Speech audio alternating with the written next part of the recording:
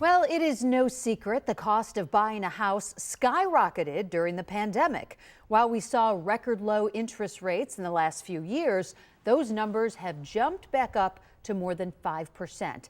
And that is on top of higher than ever home values. Good evening, everybody. I'm Mary Alice Demler. So what does it take to buy a home in a market like this? 2 on your sides. Liz Lewin is in the Information Center tonight.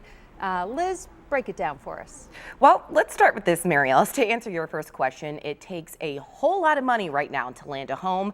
Over the past 2 years, more people have spent time cooped up inside their homes. And because of that, real estate agents say more people are reflecting on whether or not their current home is where they should be right now. But here's the issue. Current trends, and not just here in Western New York, but nationally, are by far still favoring sellers over buyers.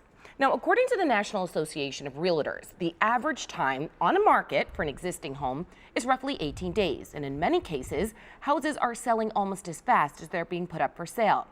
Now let's pair that trend with increasingly hefty price tags and competitive offers, which are more frequently cash offers these days. And it's easy now to understand why buyers are having a pretty tough time.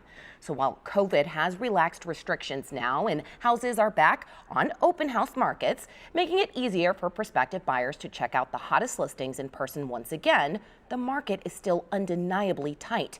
Negotiating up seems to be the direction buyers are going if they have hopes on landing their dream home. And in large part, that's because agents say it's rare, given how high the demand is right now, to see a property sell below listing price, unless there's a very good reason for it.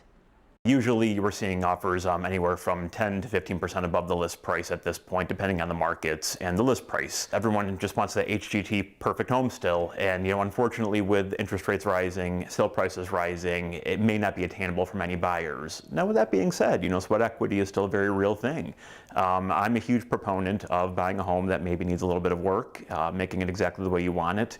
It really doesn't matter if the market goes up or down. It's a property that will have positive equity at that point regardless then.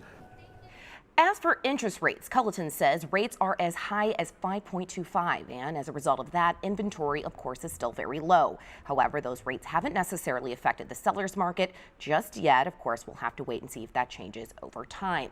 Another thing to consider, although it is a seller's market, as I mentioned, sellers have to remember to ask, if I sell, where do I go?